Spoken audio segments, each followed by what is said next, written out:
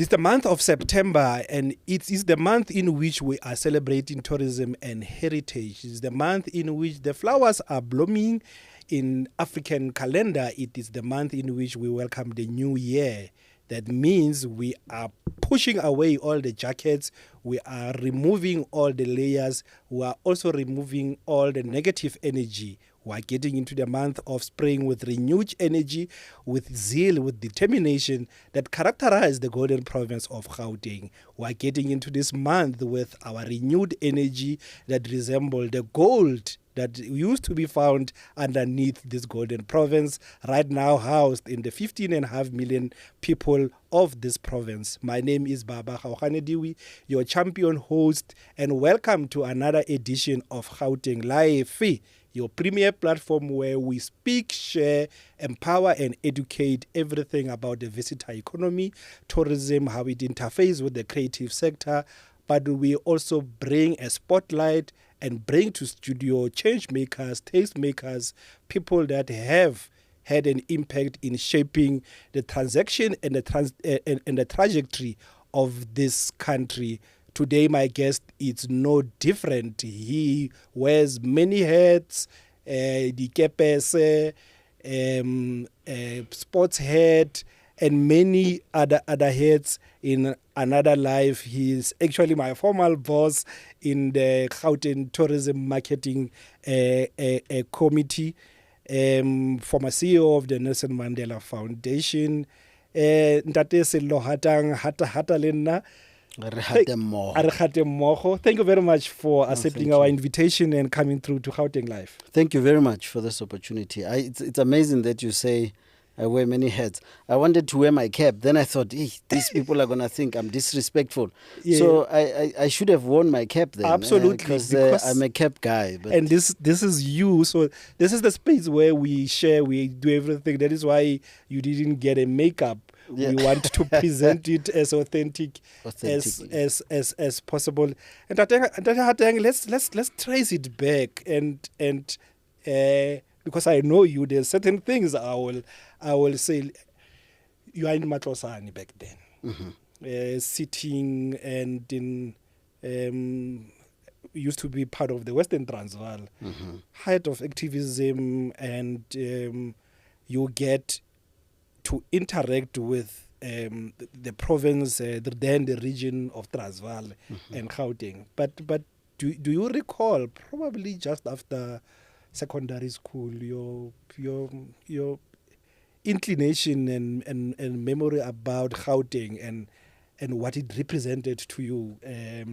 I know I was also having a honorable member from the portfolio committee here, and was saying from the Eastern Cape, and Tata Nelson Mandela and the cousin Notili jumped into the train and came to Gauteng.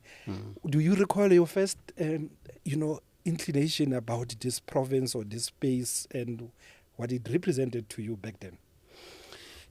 Yeah, interestingly, I come from a little town, Yakuma, township Yakuma, and Klerksdorp, as you know, is part of that gold belt where gold was there, galore.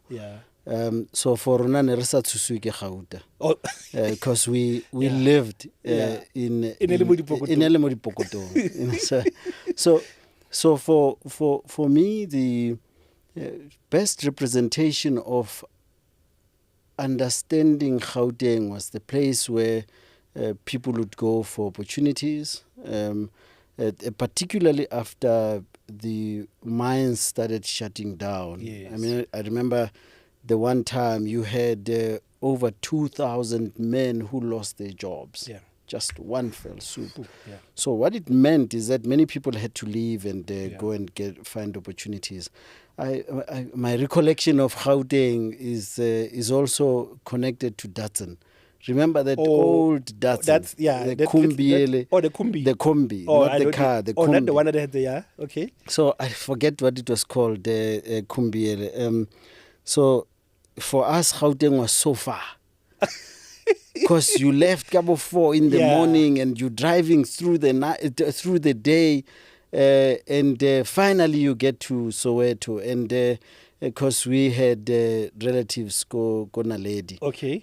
Go Soweto. So we would go there. And then another time that I came to Gauteng as a child, maybe I was 13, was when I came over again with one of those cars that were slow, because my brother had moved to a place somewhere, Gobo Orange Farm. Okay. And we were looking for him. He was lost for. Yeah. So Gauteng was far. Yeah. And today, it's amazing that from Kuma to, it's like 2 hours I'm here. Yeah. You know, not even under just you under know, so it's like that, and you're here, and you're like, but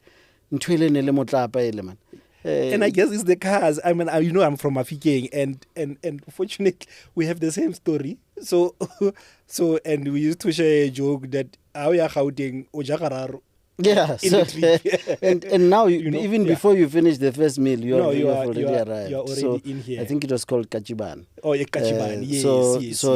So for now that was the representation of Gauteng. And then of course in terms of the struggle, so one would sing songs like Siaya Pitoli. Yes. You know, you didn't have a clue where that Pitoli was, but you were going there. Yeah. And your imagination, that's where reading and always took you there. Absolutely. Because it would take you to Gauteng that you never thought was, it was far, but you knew that if you were to get there, there are opportunities. If you get there, you can also help change the course. And I guess that's why we've always been saying Gauteng has always been, and the city of Johannesburg in particular, an inspirational destination. You know, when a child is born in Matatiele, in Kabalatsane, a child is born in Lagos, a child is born in Marrakesh, one way or the other, there's always been Joburg. This longing and calling for Joburg. And Joburg, Gauteng has always been this almost a composite city region. Whether you are in the East Rand, whether you are in Tshwane, Pretoria, or go Joburg. Yeah. And talking about Siaya, Epitori, and fast track, and I guess for me, that's how powerful and at time we might have underplayed it. You know, the songs and the messaging in the struggle songs, because Pretoria was the institution of apartheid and Afrikanerdom, and going there, actually physically going there to dismantle it, was almost a symbolic call to say, I'm going there. And fast forward, and with the neighboring countries, in Botswana in particular, and which back then the strikes were not happening, and later on around the early 2000s the strikes started, and as the workers were singing and striking, and the first song that came to mind was Siaya Epitori, and being sung in Gaborone about the challenges in Botswana. But for me, what became a powerful undertone or unintended message was like, wow, okay, that's how this space was looked at. And even those that are fighting for their own workers' rights in another country, the message is singing to go to Pretoria. Yeah, it's amazing because I guess with the history of Southern Africa, Pretoria was the thorn as well. Yes. For in Botswana, it was a thorn. If you look at Zambians, if you look at, and across the at least Southern Africa, specifically also looking at Namibia, yes. Southwest Africa, then yes. it was a thorn, and it's no surprise that people would then connect problems to Pretoria. Yes. If you go there, you're likely to get to achieve some difference, to change absolutely the course of history. And I think if we are to do anything, is to ensure that we instill a sense that Gauteng is still a source of like that cradle which brings about change in the lives of people, that it can hold and not discard. That it can continue to give hope to those who are hopeless, that a worker who feels that their rights are being violated, they should feel that if I were to reach out to Gauteng, something will change. And I think we have an opportunity to ensure that South Africa continues to be that a radiator of inspiration and change for the continent. Not to reject ourselves, but to rather accept ourselves for who we are. Not to be arrogant, but to always be graceful about what we have. Absolutely. And to be almost a center that accepts those who are always batamai, bomotsamai. Because you look at how Madiba used the concept Motsamai. No, he even had the name Motsamai, so that you use the journey to bring about change. And I think that's what, for me, if we are to do anything, is to say you travel north, you travel south, but you do that in order to ensure that you bring about change and hope. And be able to deal with the effect of colonization. Precisely. Then that's what we had to go through. Then there's a cultural domination, there's an economic domination, and even the travel patterns, and even where you can go is controlled by the colonizer, by the master. It guides where else you can go. If they are not trading, they are not relating with that specific market, you can't go. Then it controls your movement. And I guess, Carlo, that brings me to the importance of actually documenting, telling and sharing this, because sometimes some of us are exposed to this. Some of us who have been part of it, albeit at a later stage, to the current generation, how important it's documenting. I know you are an avid writer, columnist every weekend, but how important is document this and presenting these stories in a much more palatable manner, beyond newspapers' columns, beyond platforms like this, but in a manner that it's also interactive. It's part of the learning, so that we are also able to use travel as a longing to want to get more and learn more, so that your writings reflects the actual experience, because you can only write about something that you know. Yeah. In fact, we are stimulated to write once you've seen something. Yes. And I think I want to use the example that Prof. Bonang Mohale used when we launched our book, the latest book on Track for Mandela. He said, "Who will tell your stories if you don't?" You know the story of how hunters tend to glorify themselves because those who were hunted, the lions, can't tell.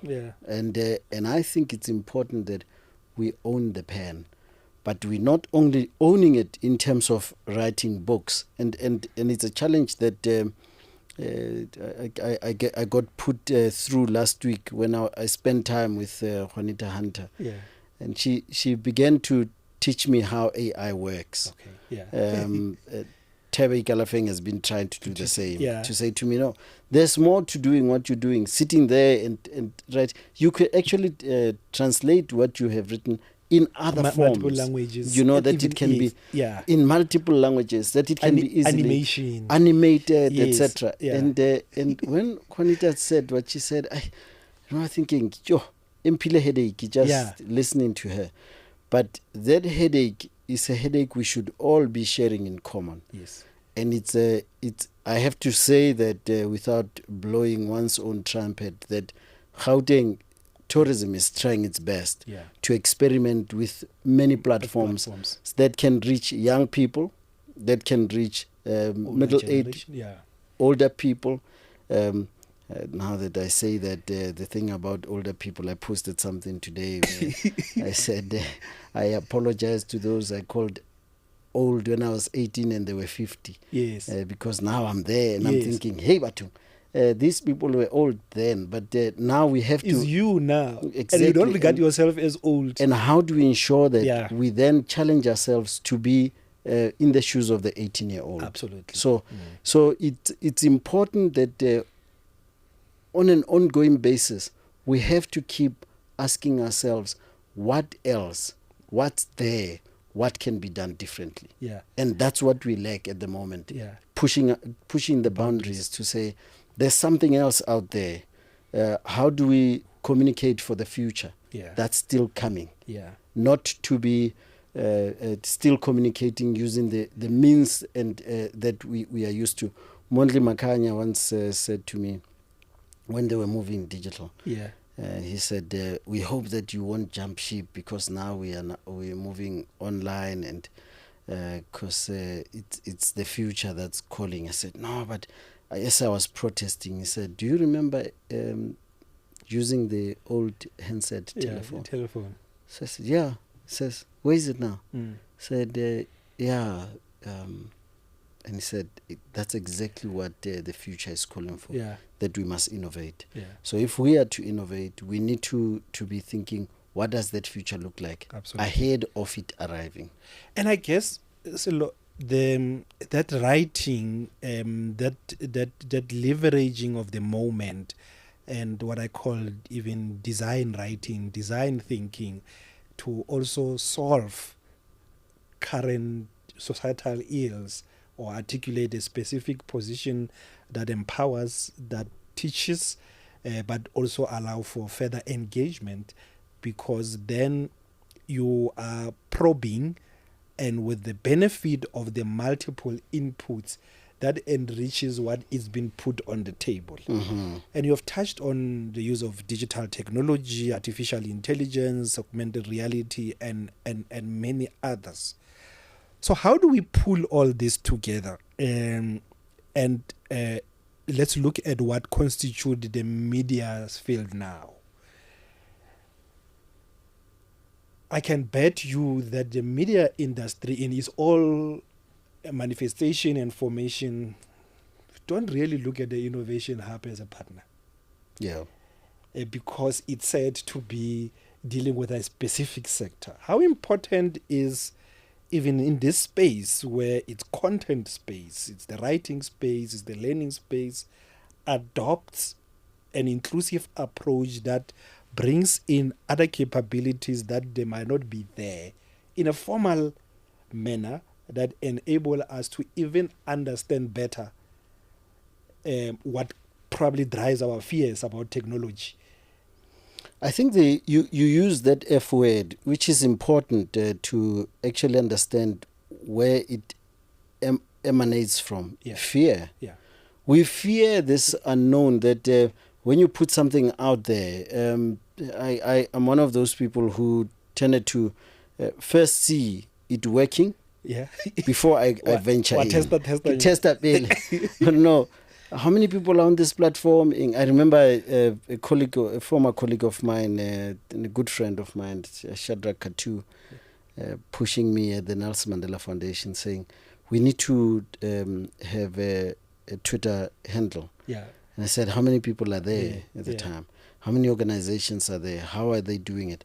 And he had to give me a whole breakdown of stuff. And I took a few days to then study, okay, if we were to do this, what risk would it be on the name Nelson Mandela and the institution? Yeah. And it's amazing because once we went in full steam. Yeah. Today I'm less cautious. Yeah. I go in first. Yeah. And then put my hand in and then see how it works. And I think it's important that we push ourselves to not fear the unknown, but rather welcome the future that beckons. It's saying, I'm here. Open just do what you need to do. Innovating is the only way we are able to get out of today better as better people. and to also communicate with younger generations. Because for as long as we still hold on to traditional means of communicating, we are not going to be able to venture into that future that is calling us. And let's move now and in the writing. And I want to dive deeper into this whole aspect of content and writing and sharing that creates a learning nation, that creates a reading nation. Back then, being an aide to the current president back then, and I remember with being him at the University of the Free State, and he was addressing the students, and he said to them back then, that's probably 12, 15 years ago, and he says, I read about 60 books, a year, and actually my target is 100. Right now, and so how do we make this reading part of wanting to express ourselves, because we have gained knowledge and we don't want to keep this knowledge in ourselves? But to take it further, how do we then even express this in our native mother and indigenous tongue, so that this content that is out there that works with algorithms, it's able to even shape that space? So I was listening to Prof. Chidisi Marwala, and was saying part of the challenge with AI is that we are not putting enough content in our indigenous language that alter the setup of the algorithms. Even our normal day-to-day Sipitori lingo is what everybody in Pretoria speaks, but it's not in the algorithms because we're not loading the content that it's written in a manner that is understandable. You've pointed at a pain point for us as a people. Recently, a good friend of mine, Sabata Mpomukai, wrote a book, Lefatshe ke la badimo. And he came on a book tour here in Gauteng, had 2 or 3 launches here. And what was really touching was the number of people who attended the launch. Yes. It was packed. At Exclusive Books in Rosebank, it was packed. When we went to Freedom Park, again it was packed. The room was packed. We initially thought we'd have about 40 people. Yeah. We ended up with almost double the number, if not more. So we're doing this work with Literacy for Life, and I think if we are to begin to venture into indigenous languages, we have our own Chinua Achebe, in the form of Sabata Mpomukai. We have our own people who are thinking, how do we preserve our languages so that they can outlive all of us? And the best way to do it is to document a language, but not only stick to books, traditional forms. And that's what you're saying, that for as long as we do not put it into the AIs and it won't be picked up. You know what was great? I was recently writing something. As I briefly mentioned to you, I'm writing another book, and as I was writing this, I just went online to Google, and I checked for a saying in Setswana. I was amazed what came up, and all AI generated, but it won't be able to do it unless we feed it in. So we need to feed it so that it gives us back those languages. The second thing is it's become critical that we document our lives. That we ensure that you just don't tell a story for its sake, but you actually tell a story in order for people to learn, to take something away from it, and to be able to say, how do I better the future? So that as those who are still to be born come through, they then get a sense that there was something that was done revolutionary, and we failed to do it and do it properly. And I think it's important, BG, that if we are to get anything right, we must continue to document our stories. It's said that the life ya Sol Plaatje, for example, had to be documented over and over by white folk. Yes. And until Sabata Mpomogai came on the street and he said, no. Actually, we need to change this thing. It's about telling our own stories through our own eyes, through the eyes of people who live in a township, who would have had a sense of what happens in a township. Maybe let's fast forward it, and I'm looking at this SHS ways in which we could also, at least the Mpomokai has the ability to write, put into the system of exclusive books and transmit and the like. There are those that don't have access to or privilege to that system, that are orators, that shared the experience. They were right at the belly of the beast. And you have, for example, this Nelson Mandela Legacy World Heritage Sites series that I think is great, that finally that has been enacted by UNESCO. But these 9 sites that are in Gauteng and the 15 that are in the country might not necessarily be a true and a composite reflection of actually the Madiba story, for example, because we might have left out Mansonville because it might have not been that prominent in the eyes of those that are packaging the story. So how do we translate this to those that are able to use their oration, their experience in providing guiding services to our heritage sites, and then making some ends meet out of that?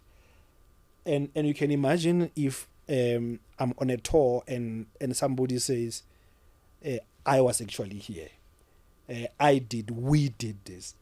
It gives you such exclusive access to that person. Do you see here an opportunity to actually expand this documentation process that you are talking about beyond traditional books into small nuggets of anecdotes, of storytelling, of story sharing that can then build this ecosystem that reflects and propagate our stories without going through the formal process of everyone writing a book? Yeah, I guess we are still trapped by this notion that memory must be institutionalized. Yeah. And it's a memorialization. We don't realize that memorialization does not need to be caged. Yeah. You can have memorialization projects that are free of being institutionalized. Yeah, you are removing the box. You remove the box. Yeah. And for example, if you go to Apartheid Museum, they have that section where they document different voices of people who are then giving, similarly with Freedom Park. Freedom Park, also with Lily's Leaf, yes, and the one in Constitution Hill. Yes. The women's jail, for example. Yeah. All those are showing us what's possible, that we do not need to always have the dominant voices being documented. Yes. Because those people whose voices have not been documented are fast dying. Yes. And as a result, we'll end up with a meta-narrative that suggests that there's only one story. Yes. When actually there are many stories that need to be told. I want to give you an example with the Memsebetsi, the mother of Ntate, who was killed when I was, I think I could have been 14. Yeah. Shot in the head by the cops on his way to work. Yeah. And Tsotetse for me represented that voice of someone whose impact changed the course of what happened in my part of the world. Yeah. But his name is little known. Yeah. You know, so I made it my mission, and I continue to make it my mission, that whenever I can go to a Gogo Dlamini in Mamelodi, whose son was killed in Angola, and his remains still lie there. And she told me, could have been 2016, she had this desire for his mortal remains to be repatriated. Yeah. But when I explained to her that we don't have to physically have the remains here, as long as she can go maybe and see the site. Yeah. Unfortunately, Gogo Dlamini died, I think, 2 years ago, not having had any of that success. Yeah.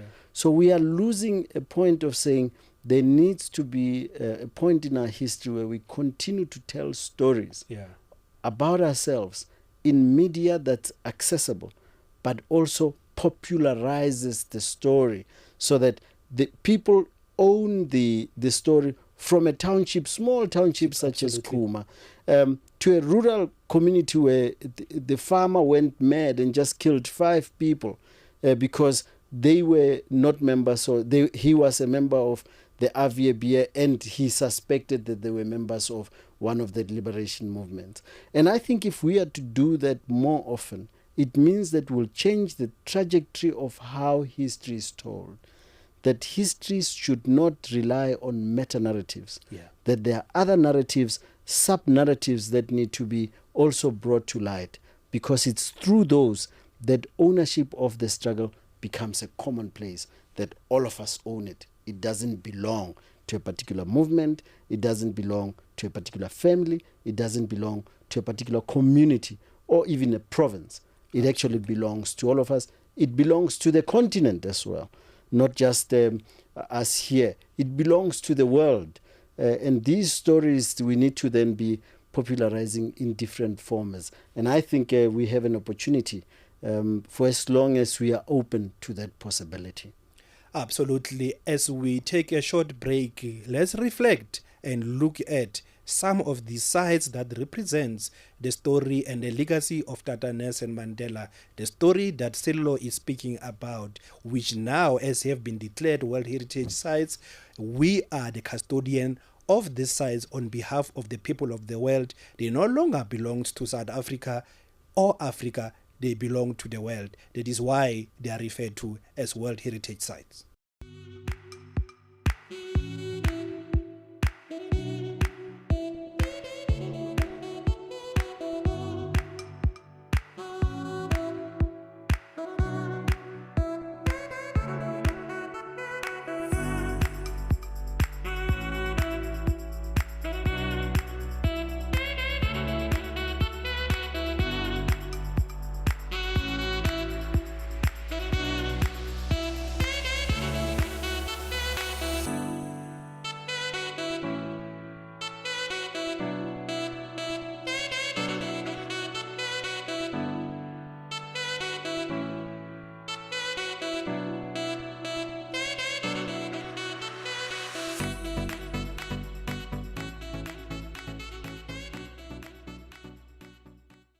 Welcome back to Gauteng Lifve, the platform where we reflect everything about the visitor economy, how it interfaces with tourism, heritage, the creative economy, especially as we shine a spotlight on Tourism and Heritage Month this month of September.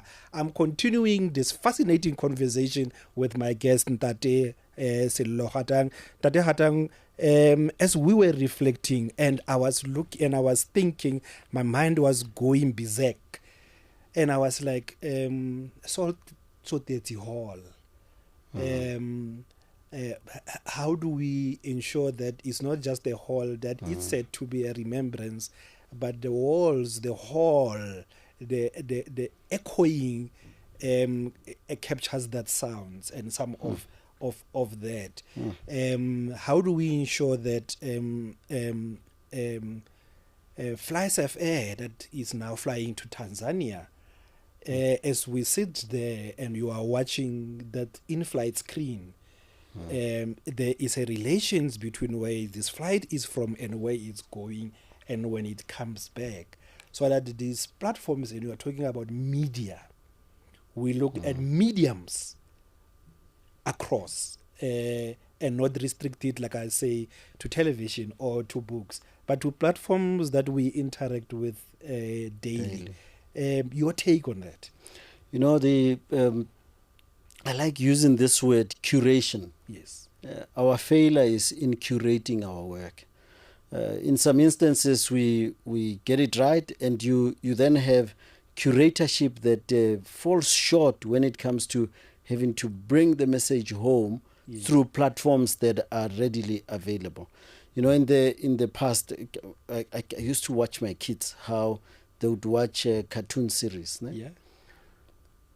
You'll know this with your own children, that they will repeat the same thing over and over and over, because it's a media they understand. Yeah.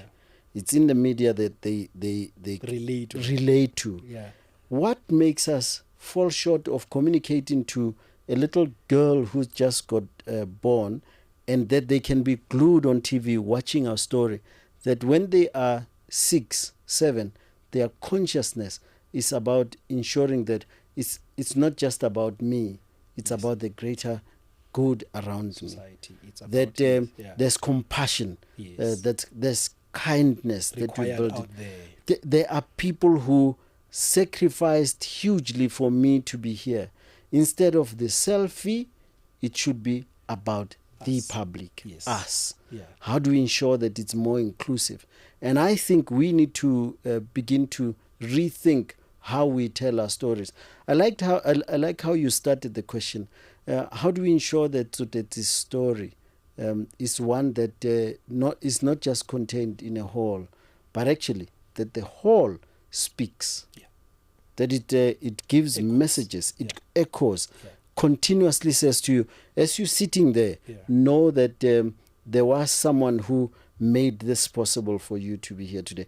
That's why it's easy for young people to say, nah, nothing has changed. Because we don't teach enough of what has and what could have been better. And I think we need to then be doing more of that. But we must also be willing to listen to critique. Absolutely. That we're receptive to being told nothing has changed for the following reasons. Yes. And when you counter it, you don't counter it with a view of being defensive, but of saying, how do I build this narrative to be a better narrative? And also how multiplicity and multilingualism and multiple story sharing, that also in this whole spirit, in this kindness, in this inclusivity, in this rainbow nation, how do we ensure that while we are trying to elevate those that traditionally and how the system was set up, it was set up that this shouldn't permeate. So we were taught about Tselani Lidimu deliberately, such that the other narrative must not go out. We're not told about the heroics of Dr. Molema and the like, without necessarily comparing. But how do we ensure that equally the story of arrival of Jan van Riebeeck, the story of the Great Trek, the story of Afrikanerdom, and that is why it's Afrikaner, it's in Africa, in South Africa, and it does not come to a situation where there is said to be a refugee space somewhere in the state that can accommodate Afrikaners outside their own space, purely because they feel, or there's a group that feel that their language, culture, customs are not being elevated, without necessarily overplaying it or undermining others. How do we leverage on the multiplicity of what we have as part of story sharing, storytelling, to actually prepare us to deal with this polarized world that unfortunately is gradually going back to to horse race instead of a multipolar world where different views and religions and practices are welcomed? You know, I'm a student of history, and I think where we again fall short is that we tend to think that there needs to be a single story. Whereas life and history is a tapestry. Yeah. Tapestries are about cutting, knitting, sewing, cutting, pasting. you paste, and then finally you have this thing Puzzle. that it's a puzzle that looks so beautiful because there's multiple colors. I'm inspired by your shirt because that's precisely how a tapestry is built, and you then make that tapestry out of the inclusive history of a nation. Yes. Excluding one part leaves history with blank pages, which history doesn't work with. History doesn't work with blank pages because there's never a vacuum. Nature doesn't work with vacuums. So you when you lack leadership on one instance, there's somebody else who gives it over. Who gives that leadership, and they could be taking on leadership in a way that's wrong, and they take it on a path that it shouldn't be on. But it's because there's a vacuum. That's why then there was it was enabled. Let's enable history to be precisely that. That it gives voices, all the voices, space to exist. In doing so, you also deal with those who are claiming things that are not true. You know, it saddens me that you can have people in our country who on a daily basis, they go out of their way to destroy the image of the country they live in. For some of us, this is the only country we live in. There's no other second home. The only country we know. The only country we know. And I think it's important that those who continue to do that kind of work, and I'll name some, such as AfriForum, Solidarity, those who can fly miles and miles to go and destroy the image of a country, and then when the fire burns, they then run out of the kitchen and say, we didn't cause the fire. But actually they are the ones who started the fire. And I think it's important that we do so with a view that we are people who are not short-sighted about what this country can give. We are people who have been welcoming of the other. There's no point of othering today. There's no point. This country is big enough for all of us.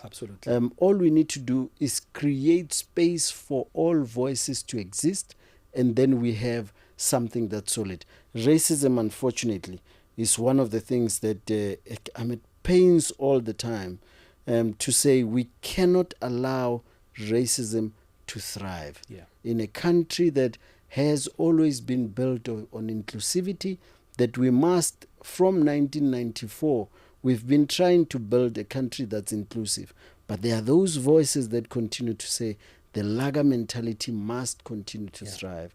That if they could have a second Orania, they would. Do we need to build another Orania? No. Absolutely not. There's no need to do so. All we need to do is to develop our people, ensure that the economy works for the marginalized, that those who do not have anything, employment opportunities, that they are given real hope that tomorrow will be better. But for as long as you don't have that, you are empowering those Afrikaners who feel that they have an opportunity to leave this country and go elsewhere and find a better home, because that home will give their children opportunities. Why do we need to, BG, it angers me. It infuriates me to no end that we have people who continue to spend money where it shouldn't be spent, yet you can have Afrikaners who are a small minority being able to build a university. But of course it's built on privilege. They're able to raise funds easily from both in the country and outside the country. But what stops us from thinking like that? We should be able to build a country that says a black child would be able to have a university that's built with the sweat and tears of their parents. Absolutely. Why were we able to do it, Komahikeng? Yes. Parents would just sell a cow. We all households contributed to back then. And then school. How come today it's difficult for us to then have that umanyano are kopanye le tsema mmogo re kolekeng, and then we build something that's more impressive and good for the future that we want to, that we're dreaming of. Let's continue to not only dream about it, let's not give false hope, let's not have faith that's baseless, but actually be saying this is the path we should be following. And Sello, as we briefly, so how then do we use travel and tourism, in particular, to actually deal with this challenge that we have articulated? It might be the challenge of lack of documentation. It might be the challenge of lack of appreciation of what we have. It might be the challenge of lack of knowledge. And you have a space like Freedom Park and Fort Trekker Monument that lives side by side at the top of the hill, which represent Afrikanerdom and the freedom we have ushered in, facing each other. Then how do we use everyday travel and tourism, but probably even other means like we're exploring, a book launch venue to spaces like this, but not just an ordinary book, a book that speaks about this history being launched in this specific space. Or it could be a game, or it could be a quiz, or it could be Afrikaner and the other nation cooking and having a cooking class that is done in this specific space. Would you say those are some of the avenues that through travel and tourism you can go a long way in dealing with the challenges that we have outlined? You know, you've just asked a very important question that we should all be bothered by. A few years ago, and now it would be interesting to know what the numbers look like between what you have at Fort Trekker Monument and Freedom Park. A few years ago, the numbers were saying more people were going to Fort Trekker Monument. I don't know if it has changed. I doubt. And it's important. It comes down to two things: advocacy, curation. And how we advocate. It can't be right that you have the majority of people in your country that do not follow and are unable in some instances to come and visit our sites. Access. Yes. And issues of access become an issue. And how is it that you can have a majority of your country not being able to access the sites that are theirs? Yeah, absolutely. You know, and I think we need to be realistic about that. So tourism was used, travel and tourism, and I used this flippantly earlier on about how Madiba used the name Motsamai. Absolutely. He understood the power of traveling. Motsamai utlisa diphetogo. Absolutely. The traveler brings about change. You remember that saying, you know, because the traveler always brings opportunities. When the traveler comes in, you begin to even slaughter that cow that you never wanted to touch. Or that utensils that were called those room plates divider. That are sitting there. Your mother would not want you to touch them because they are waiting for the guest. And when the guest comes, that's when you then get the best being put out. And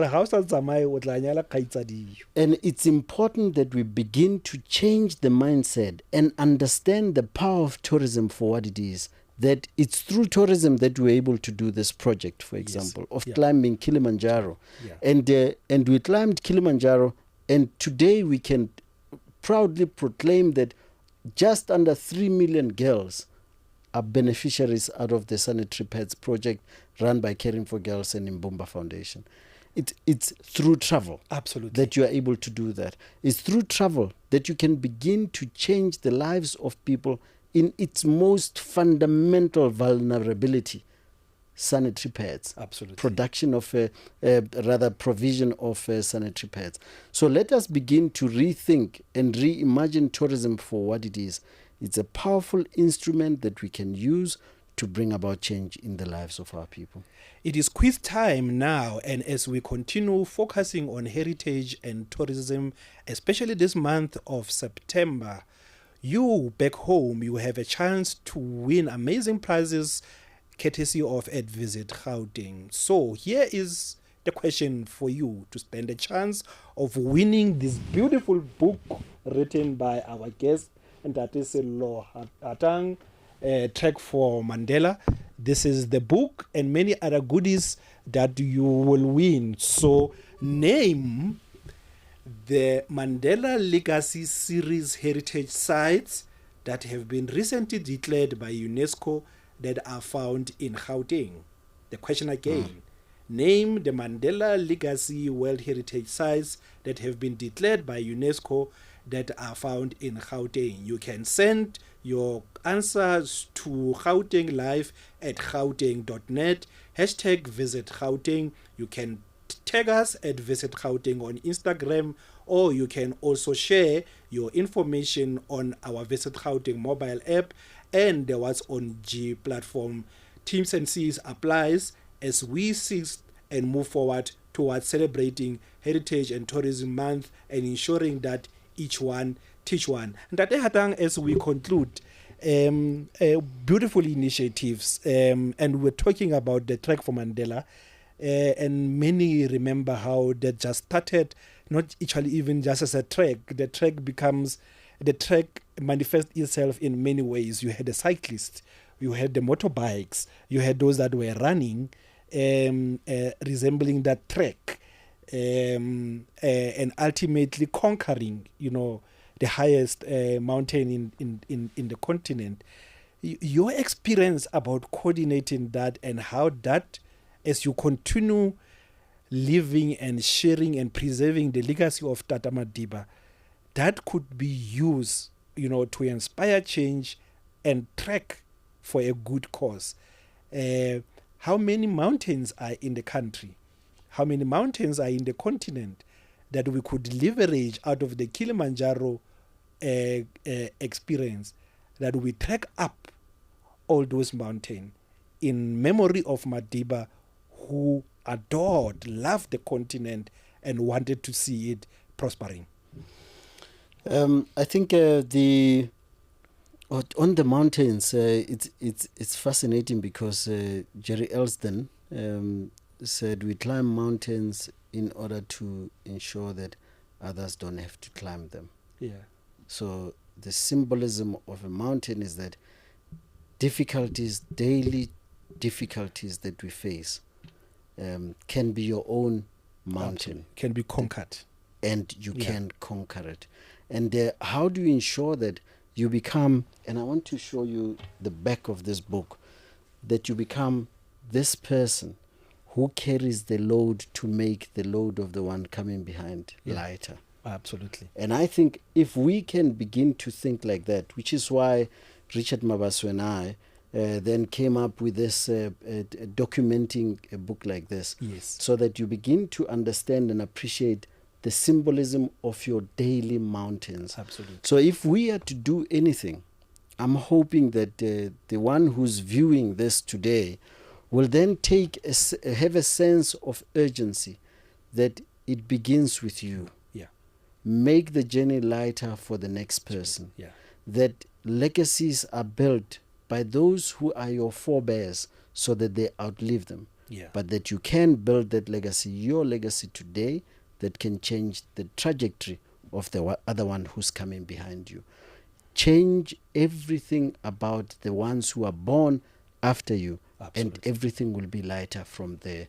So the economy would work better for those who have who live with us. I want to end off with something that I like using for the one who's viewing this. I want to leave you with this message that hope is a living thing. Yeah. That all of us carry the responsibility to ensure that those who are coming begin to believe that tomorrow will be better. And I want you to just, if you can indulge me, that we have Václav Havel, who says, I'm not an optimist. Yeah. Because I don't believe that everything ends well. nor am I a pessimist because I don't believe that everything ends badly. Yeah. All I carry is hope. Yeah. Hope is the belief that tomorrow is worth living for. Absolutely. If you don't carry hope, you are as good as dead. And I think it's important that all of us must do that in order to ensure that we build Gauteng of our dreams. That is the Gauteng we are all longing for. The Gauteng that instill hope to the rest of the country. The Gauteng that instill tsholofelo to the rest of the continent. The Gauteng that pioneer higher and higher to instill hope to the rest of the world that we only have, the world that we need to preserve as we continue to mark Heritage Month and Tourism Months. Don't forget to subscribe. Also follow us at I Love Gauteng on Facebook, at Visit Gauteng on Instagram, on Twitter, and also on TikTok.